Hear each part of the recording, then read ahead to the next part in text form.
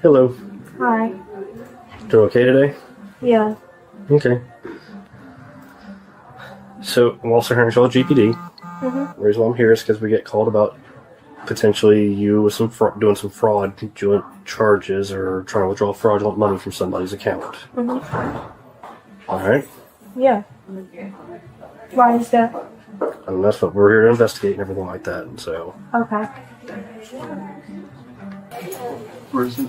That was kind of like an awkward, kind of like, okay. Yeah. There's like some pauses where she was like, the police just looking at her like, she's. Okay, so what happened was for the account that the funds that was trying to get withdrawn out of, they were fraudulently, like, someone. Oh, real quick, the girl that's in this video, her on another video, I saw this on TikTok, like the beginning of it, kind of. She commented under and she said, "This is me." Now it looks like her. I'm gonna put her account down below, but she might do a story time. I'm not sure, but she did acknowledge that, hey, this is her in the video, so she's not too shaken up about this footage being out, or maybe she was, but I don't know. Hacked into their information and they were fraudulently transferred over to it, and then she was, I guess, I'm not sure if she was one or someone sent her here. She was here to withdraw the money from the account that were fraudulently frauded. The members who we actually contacted, and they said they didn't do this transfer at all. They're heading to the Stark branch now to get their account straightened away because they moved money from the members' online banking. I'm not sure exactly how it was. When did that occur? That happened today. Like how long before she came in? Any idea? It was like 40 minutes. Okay. So, and it looked like they transferred all the funds the member had from the credit card to the checking, all the money they had in their savings to the checking, and then transferred it to her account.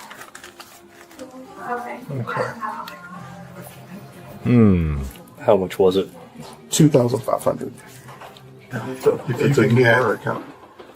Account holder's information for Stark or whoever that customer is. Okay. If you get hit, So somebody went and said, They drove straight to the bank as soon as they got that alert. They said, they got some type of alert on their phone that something was transferred from their account. They was like, no, we driving to the bank now. is 43 as well. Okay. How are you today? Good. So I'm guessing you kind of heard a little bit of the conversation there as to why we're here. Okay. Do you mind if I see your ID real quick? Seems like you guys get hit all the time. Yeah. We do a pretty good job at catching it, though. Okay, Justice, here's the deal. What the bank is coming up with is that they have some concerns about some funds that you came in to withdraw today, okay, from your account, correct? And what their fear is, or what they're starting to figure out is somehow or another those funds were transferred from one bank member's account into your account. Okay. I'm going to want to ask you some questions in regard to this, all right? But before I do that, I do have to advise you of your Miranda rights, okay? Just letting you know that you are detained. You're not free to leave.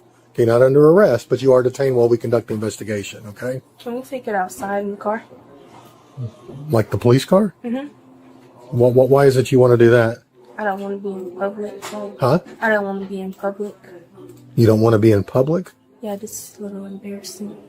What's that? I said yes, this is a little embarrassing. Okay. All right, we'll wait till he... Like, I don't know why it's still there. It is very. You got the police standing over top of you in public, and you're like, "Fam, I'll walk out of here," and you standing behind me like this. Look a little bit wild. Okay, can I just get some information from you? First, where are you currently living at? I'm homeless. You're homeless currently? How long have you been homeless? Since like December, 3 days after Christmas. So the end of December? Yeah. So they did both of these transfers, and then they transferred 1206 once it was in there into Justice's account. And then she was here within 30 minutes to withdraw the cash out. All right. How did you come here today? My god sister brought me. What's that? My friend brought me. Okay, they outside? They should be, yeah. Okay. Which friend is that? Her name is Shariah. How do you spell that? Shariah. I'm not What's her last name? Reynolds. Right now, I'm looking to see if it's actually her. I'm trying to look at her account. Reynolds? REYONLYS, I want to say. Okay, probably spelled like mine. And then her being homeless seems like she was coerced into doing this. Like she didn't have no money or nothing like that. And it was just kind of like she's on her last leg. Well, she's been her last leg. Well, she's been homeless for however many months now since it's been December. Okay, mine's Reynolds as well. So REYNOLDS. How old is she? Come on, buddy. How old is she? 18. Where does she live at? Tampa, Florida? It's like a outskirts town in Tampa, Florida. I'm not sure. Is she just in town for the day, or? She's in town for like 2 weeks. Okay, when did she get here? 2 days ago. Okay. Where's she staying while she's in town? In an Airbnb. And when we've seen all of their Who's paying for that? money gone, and I look at the history and don't see them doing transfers or anything like that. Do you have a contact number for them? Yes. All right. Yeah, we can walk out to my car. Okay. When the officer comes back, let him know that we're out of my vehicle. Absolutely. Okay. And I'm gonna hold on to your arm because you're not in cuffs. Okay. Okay. So it's just like we just call them, hey, Mr. and Mrs. Member, we see that right now at this point, this time we have a member here trying to do a large withdrawal or do a large transaction, and we noticed that you don't usually do transfers of this size. We just wanted to verify that this was you that did this transfer. Okay. And she said, no, it sounded like she just worked. She's like, no, I didn't do any or authorize any transfer into that account. It's freezing. All right, have a seat for me. Okay. Like I said, I do need to ask you some questions, but before I ask you those questions, I do have to advise you of your rights, okay? You have the right to remain silent. Anything you say can and will be held against you in a court of law. From the online banking on her account. I need to let you step out to the car with her. Okay. And then our fraud team is writing up a report right now to give you guys before you Okay. leave. Yeah, and we'll give you guys a case support number and everything like that, so y'all have it. Yeah. So You understand these rights? Mm-hmm. Having those rights in mind, are you willing to answer some questions for me? Mm-hmm. Okay. All right. So, no, like I said, what we're being told is that Fraudulent. there are some funds that were placed into your account that you have now come up here today to withdraw. Yeah. Is that correct? Yes. Okay. And whose funds are those? My friend, I'm homeless at the moment, so I don't really have money for anything, and the only person that sent me money is my dad. And my friend was like she could send me a little bit of money, which that was a little bit of money that she could give me to be able to like get up on my feet a little bit. Which friend are you talking about? Shariah. That the one from Tampa? Mm-hmm. How do you know her? I know her from like I used to live in St. Petersburg, and when I was a kid, and we just used to play together as kids, and we just friends on social media basically. Okay. And where, if you see her vehicle, where did she drop you off at? Well, they were parked like in Publix parking lot. Why did they park all the way over there? She was parked. I don't know. I mean, they went inside the Publix, I think. Okay. How long ago was that? When I had got here. So about 30 minutes ago, then. Yeah, I've been in. No, have they tried to call you or anything since you? Like, I left my phone inside of the car. That's what I've been saying the whole time. I thought it would take faster inside of there when I went to the front thing. This is like my second time here. I'm only 18, so I don't really know how to do this for real. But when I went to the front thing, I thought that it would be like faster there. But the lady at the front told me that I had to go there, and I was gonna go to get my phone, but then they said to hold on a second. So. Okay.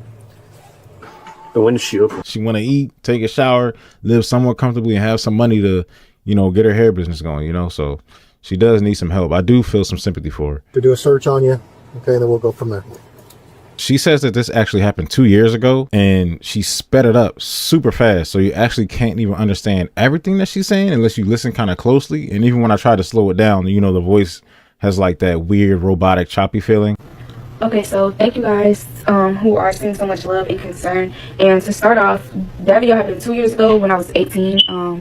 And when I had just turned 18. And I was with one of my old homegirls, and the girl I was talking about in the video, I had met her in a program when I was 17. I didn't meet her when we were younger and all that. I did live in St. Pete though, and she lived in St. Pete too, but that's not where we had met. We met in a program when we were 17. And she was telling me inside the program about how she was doing fraud and stuff like that, and about how like everyone that she had put onto it, they never got caught. She never got caught. Like she never nothing ever happened from them doing it. So I'm not gonna say that I believed her the first time because I was still skeptical about it, but I was thinking about like, okay, that's the option, if anything. And when I had ended up getting out of the program, I was looking for a job and stuff like that when I was staying with my homegirl. That is a fact. There's a lot of people who do fraud and make a lot of money from it, and that never get caught. And a lot of times I'll tell you, you can't ever get caught unless somebody snitches on you. And most of the time, that's what happens, most of the time. But as you can see, there's sometimes some videos I'm about to do where people actually have not been snitched on and just been straight up caught. CIA, FBI. After I had got kicked out of stuff and I couldn't find no jobs, I couldn't find any help really.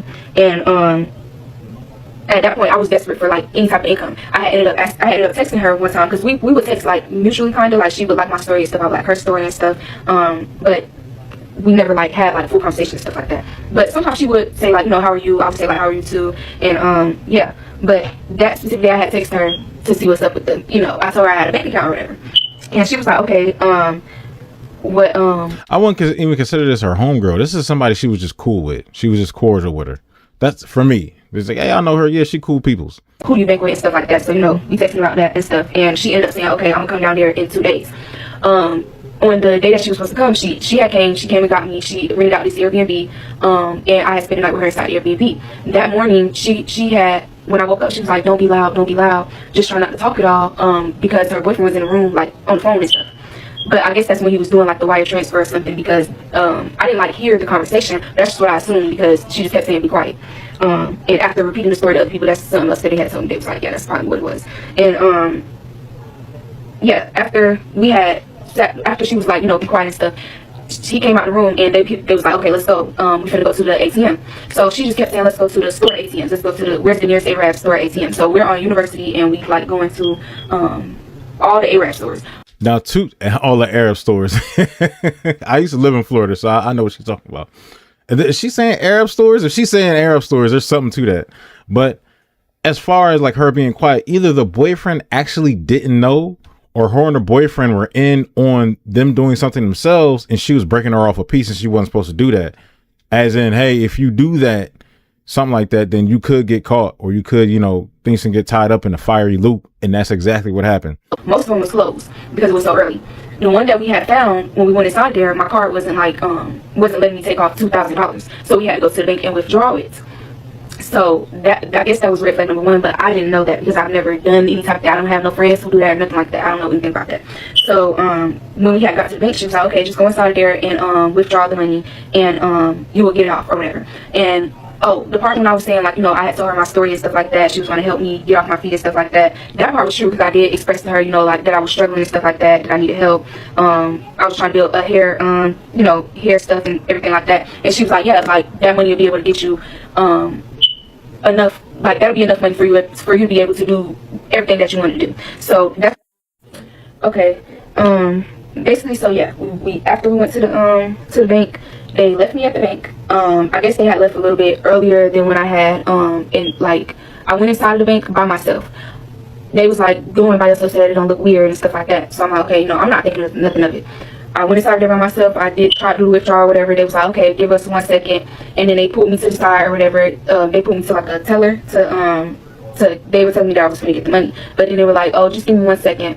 And then the police came in. And yeah, they already saw something was fishy. Like, hey, this coming out of somebody else's account. And the police was right there. And I had realized that they had left. Like, they had probably been gone. And as soon as they seen the police pull up right outside that bank, that yellow foreign was gone. Then after that, I had, went to jail and stuff. Some of the story was true. The story was a lie. The part that I told just now was clearly, was, the truth. But after that, she said that whole story was a lie. I had to cover my ass. when I had got out and I logged into my Instagram, because I didn't even have a phone after that. I left my phone inside of the car with them. I left a whole bunch of my stuff inside the car with them because I had spent the night with her at the Airbnb.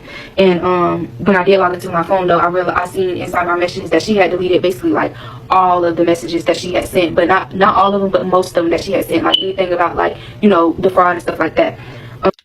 Okay, all right, let me tell y'all, those messages ain't deleted. Apparently from somebody, I don't even say who I knew in Instagram, the vanish mode, all that, the hiding, all the delete, they can get all that back if they want to go crazy with it. If it's some real fraud scheme stuff for her man, or whatever they doing, or she's doing, or whatever, if they get caught up in a whole ring and they really stomp down on them, they could bring up her messages, everything that's deleted, her deleting messages from her Instagram or whatever about the fraud. In the bigger case, that don't help. So they still exist. And she blocked me. Yeah. And she did everything. I'm not gonna lie, I'm not on her side or their side. For this girl right here need help. I really do, you know, feel sympathy for it. And she's homeless on her last leg. She went out to kill nobody and nothing like that. She did commit the crime, but she's explaining herself here. Hey, I'm gonna fess up to what I did. This is what happened. Okay, cool. I like that. As far as homegirl blocking her, delete messages, she is doing everything she can do to separate herself from this girl. Yeah, that's it. I learned my lesson definitely from trying to do fraud. I would never try to get a little quick piece of money ever again.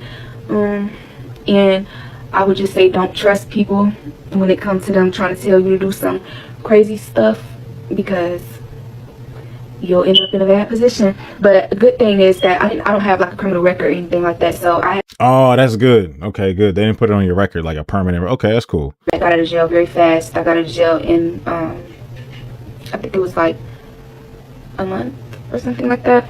Or it was like 3 weeks. And I didn't get charged with anything, so that was good too. And yeah, it was just a lesson well learned. And yeah.